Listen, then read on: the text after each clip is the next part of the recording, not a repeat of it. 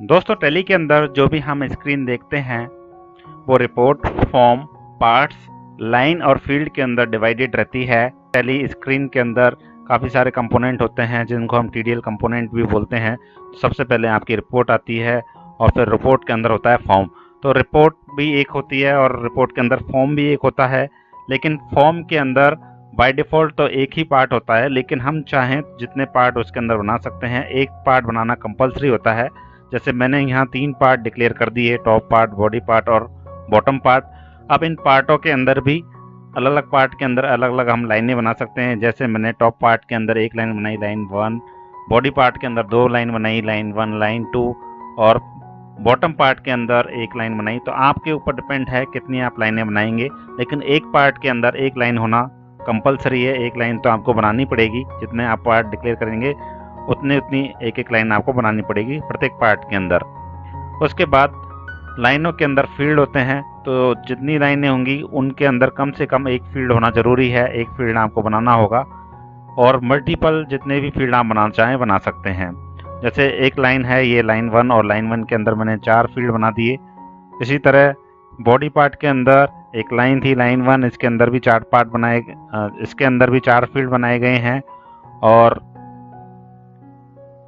यहाँ देख सकते हैं बॉटम पार्ट के अंदर भी एक लाइन है, लाइन 1, तो इसके अंदर भी 4 फील्ड बनाए गए हैं। अब लाइन 2 के अंदर आपको अलग से फील्ड बनाने नहीं पड़ते हैं। एक बार आपने जो ये फील्ड बना दिए, ये लाइन 2 पर भी अप्लाई होंगे क्योंकि ये एक बॉडी पार्ट है। तो बॉडी पार्ट में हम अक्सर ऐसी कोडिंग करते हैं कि जो लाइन 1 पर फील्ड हैं वो ही सेम लाइन 2 के ऊपर भी अप्लाई होते हैं, क्योंकि इसके अंदर सिस्टम जनरेटेड रोज क्रिएट होती हैं। तो ऑटोमेटिक जितनी भी रोज क्रिएट होंगी उनके अंदर, जैसे लाइन 1 के अंदर फील्ड्स बने हैं, लाइन 2 के, लाइन 3 के, लाइन 4 के अंदर भी सेम फील्ड्स क्रिएट होते जाते रहते हैं। तो ऐसी हम कुछ कोडिंग बॉडी पार्ट के अंदर करते हैं। आप इस स्क्रीन पर जो ये ग्रीन पट्टी देख रहे हैं जिसमें वाउचर रजिस्टर और आपकी कंपनी का नाम लिखा हुआ है, ये यहाँ से आपकी रिपोर्ट चालू होती है और बिल्कुल जो लास्ट है जहाँ आपका टोटल लिखा हुआ है और बिल्कुल लास्ट कॉर्नर तक ये आपकी रिपोर्ट रहती है। तो एक रिपोर्ट के अंदर सबसे पहले फॉर्म आता है, और ये जो लाइट पिंक कलर की आपको स्क्रीन दिख रही है, list of all sales voucher से लेकर के और जहां आपका टोटल है लास्ट तक, बिल्कुल ये आपका फॉर्म कहलाता है। अब इस फॉर्म के अंदर काफ़ी सारे पार्ट हो सकते हैं। बाय डिफ़ॉल्ट एक पार्ट आपको हमेशा बनाना पड़ता है, लेकिन आप चाहें जितने पार्ट इसके अंदर बना सकते हैं। जैसे यहाँ लिस्ट ऑफ सेल्स वाउचर, ये वाला पार्ट अलग है, और डेट पर्टिकुलर्स वाउचर टाइप जहाँ ये लिखे हुए हैं, ये वाली लाइन है, ये वाला पार्ट अलग है, और जो आपकी डिटेल्स आ रही हैं ये वाला पार्ट अलग है, और आपका जो टोटल आ रहा है ये एक अलग पार्ट है। तो इस फॉर्म के अंदर यहाँ 4 पार्ट बनाए गए हैं। अब ये जो 4 पार्ट है इनके अंदर भी सभी के अंदर लाइनें होती हैं। जैसे आप ऊपर वाला पार्ट देखेंगे, लिस्ट ऑफ सेल्स वाउचर, तो ये अपने आप में एक लाइन है। यहाँ से लिस्ट ऑफ सेल्स वाउचर से स्टार्ट हो रही है और बिल्कुल इसकी सीध में आप देख सकते हैं यहाँ पीरियड लिखा हुआ है, तो ये एक ही लाइन के अंदर यहाँ लिखा हुआ है।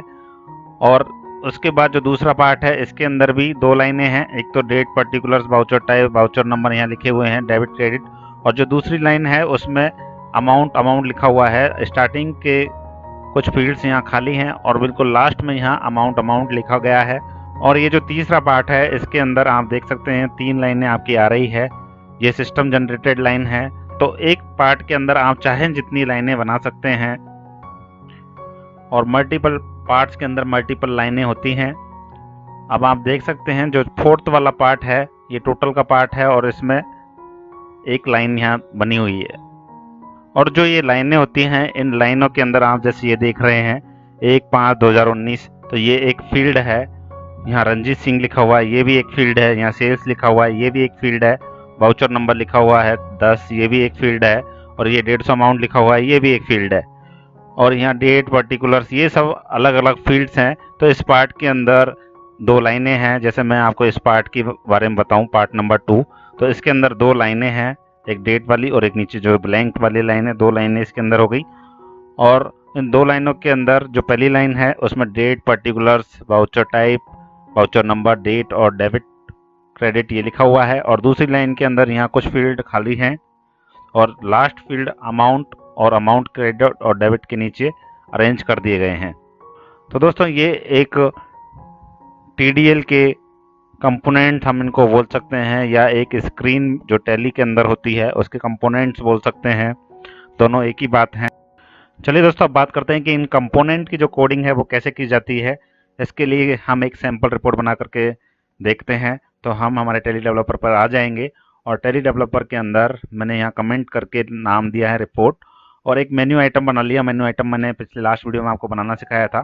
आइटम सैंपल और डिस्प्ले सैंपल। डिस्प्ले सैंपल क्या है? ये एक रिपोर्ट का नाम है सैंपल।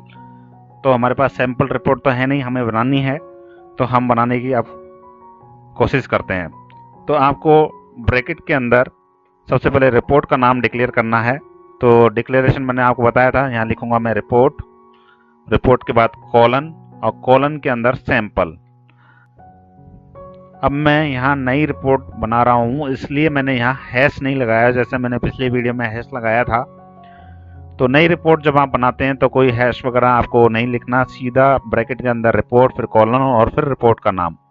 और यहाँ रिपोर्ट का नाम सैंपल ही होना चाहिए, क्योंकि मैंने यहाँ मेन्यू के अंदर डिक्लेयर कर दिया ऑलरेडी। तो यहाँ जो डिक्लेरेशन की है मैंने यहाँ रिपोर्ट का नाम डिक्लेयर किया है, इसलिए मैंने यहाँ सैंपल नाम की रिपोर्ट बनाई है। तो रिपोर्ट के अंदर फॉर्म होता है, तो ये पूछ रहा है आप, तो इसको बताना पड़ेगा रिपोर्ट के अंदर कौन सा फॉर्म है। कंपलसरी है फॉर्म का नाम बताना, तो मैं यहाँ लिख देता हूँ फॉर्म, और फॉर्म का नाम भी मैं सैंपल रख देता हूँ।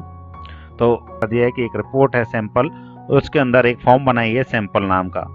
अब जो ये फॉर्म बना है, इस फॉर्म को भी हमें डिक्लेयर करना पड़ेगा। तो मैं डिक्लेयर कर देता हूँ, ब्रैकेट के अंदर मैं लिखूंगा फॉर्म, और फॉर्म के बाद कॉलन, और कॉलन के बाद फॉर्म का नाम।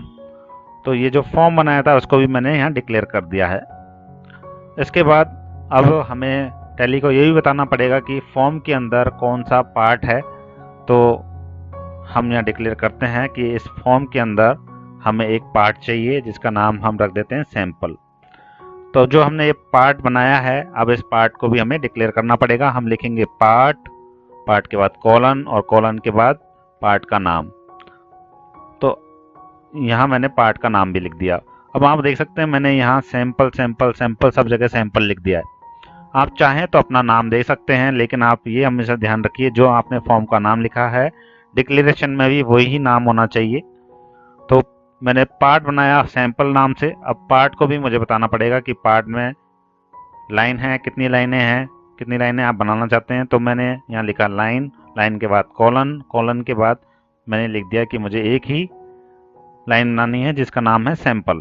अब लाइन को भी आपको डिक्लेयर करना पड़ेगा, तो मैं यहाँ लिख देता हूँ लाइन, लाइन के बाद कॉलन, कॉलन के बाद सैंपल, और फिर उसके बाद ब्रैकेट बंद। अब लाइन के अंदर भी आपको बताना पड़ेगा कि लाइन के अंदर कितनी फील्ड है। तो मैं यहाँ लिख देता हूँ फील्ड, फील्ड के बाद कॉलन, फील्ड के बाद कॉलन, और कॉलन के बाद फील्ड का नाम।